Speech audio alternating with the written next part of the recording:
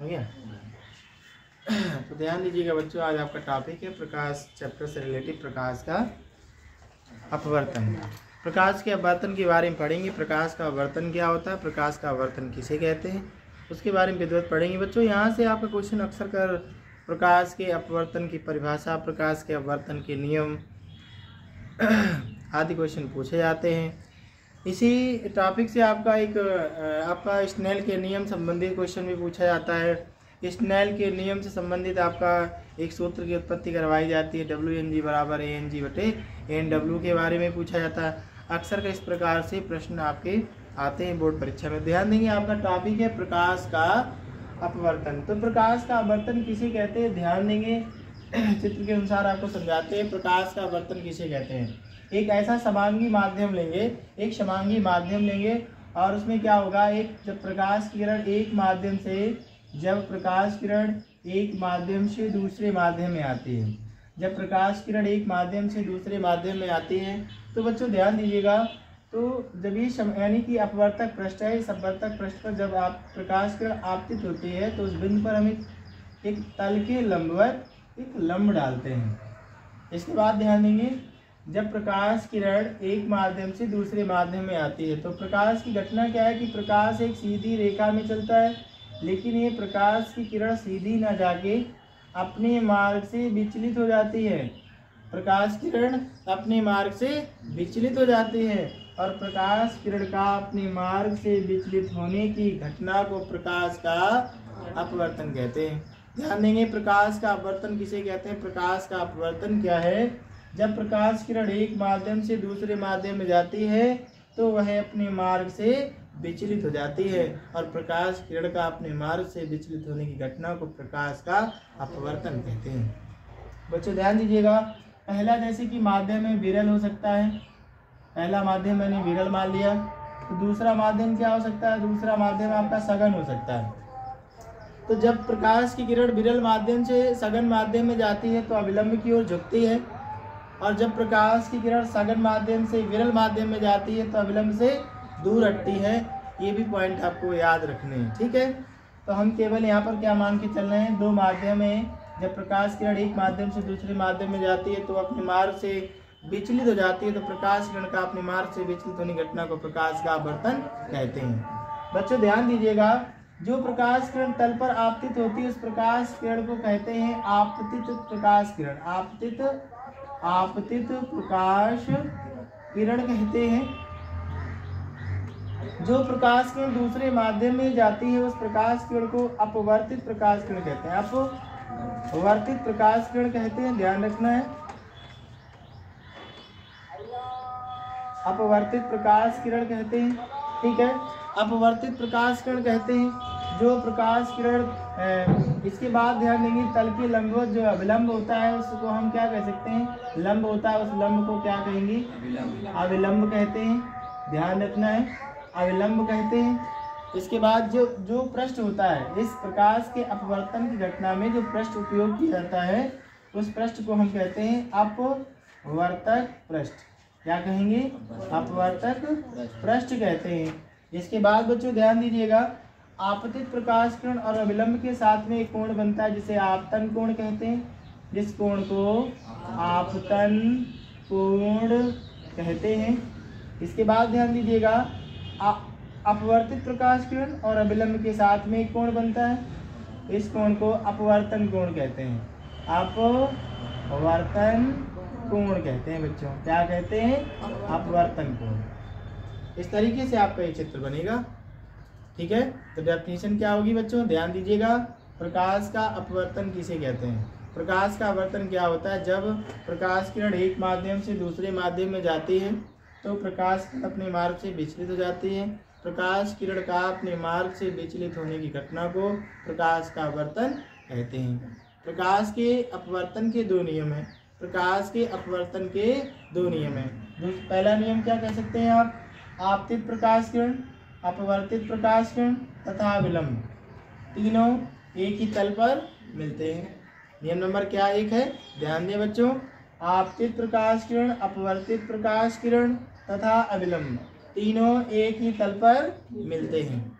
नियम नंबर दूसरा क्या है, आपतन कोण की ज्या तथा अपवर्तन कोण की ज्या। आपतन कोण की ज्या क्या होती बच्चों, सेकेंड पॉइंट के लिए समझिएगा।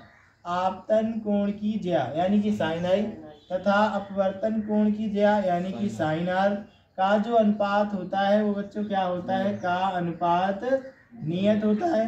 का अनुपात क्या होता है, नियत होता है। यदि माध्यम का अपवर्तनांक स्मॉल n है तो स्मॉल n है तो क्या कह सकते हैं बच्चों, यदि माध्यम का, ध्यान देंगे, यदि माध्यम का अपवर्तनांक n है तो हम सूत्र क्या लिख सकते हैं बच्चों, ध्यान देंगे। सूत्र आपका बन जाएगा साइन आई बटे साइन आर बराबर क्या आ जाएगा, n आ जाएगा। प्रकाश के अपवर्तन के इस द्वितीय नियम को स्नेल का नियम भी कहते हैं। क्या कहते हैं, प्रकाश के अपवर्तन के इस द्वितीय नियम को स्नेल का नियम भी कहते हैं।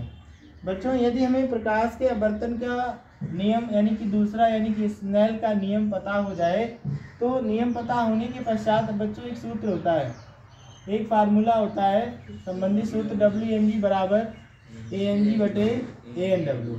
यहाँ से अक्सर कर बोर्ड परीक्षा में प्रश्न आपका पूछा जाता है, WmG बराबर ANG बटे ANW।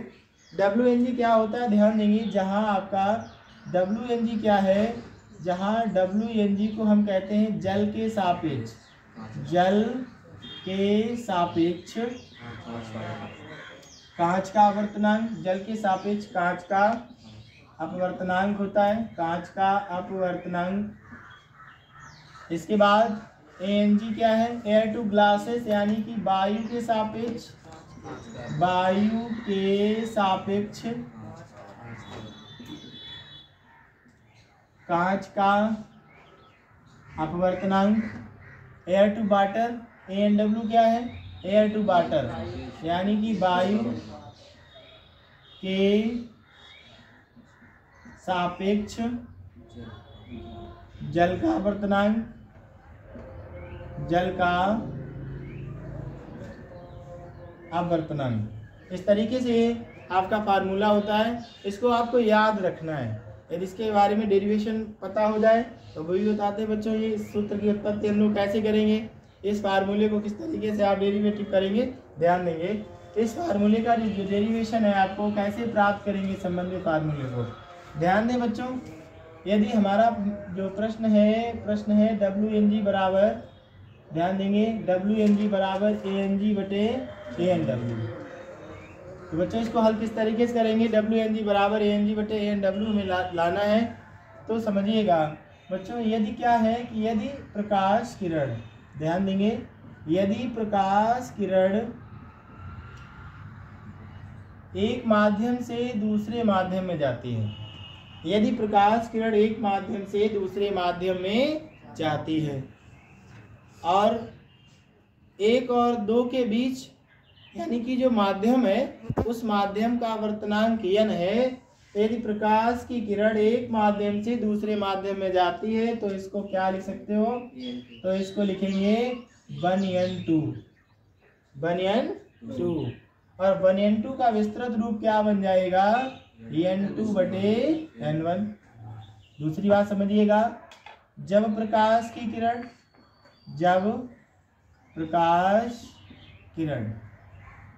प्रकाश किरण दूसरे माध्यम से तीसरे माध्यम में जाती है तो इसको लिख सकते हैं आप 2n3, और 2n3 का क्या विस्तृत रूप हो जाएगा, n3 बटे n2, n3 बटे n2 बन जाएगा। इसके बाद समझिएगा, जब प्रकाश किरण तीसरे माध्यम से पहले माध्यम में जाती है, तीसरे माध्यम से पहले माध्यम में जाती है, जब प्रकाश की किरण तीसरे माध्यम से पहले माध्यम में जाती है तो इसको आप लिख सकते हैं 3n1, और 3n1 का विस्तृत रूप हो जाएगा n1 बटे n3 हो जाएगा, n1 बटे n3 आ जाएगा। यदि बच्चों 1n2 2n3 3n1 का आपस में मल्टीप्लिकेशन कर दें तो RHS आपका 1 आ जाएगा, देखिएगा। तो बच्चों क्या करें, सभी का हम गुणा कर देंगे, सभी का गुणा करने